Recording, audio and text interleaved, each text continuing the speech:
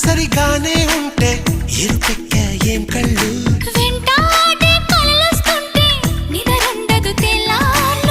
అయితే మరి నువ్వెప్పుడు కనలేదా ఏ కలలు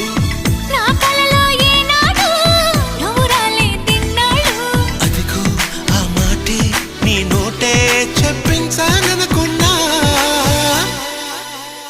దీన్ని లవ్ లవ్ పడిపోవడం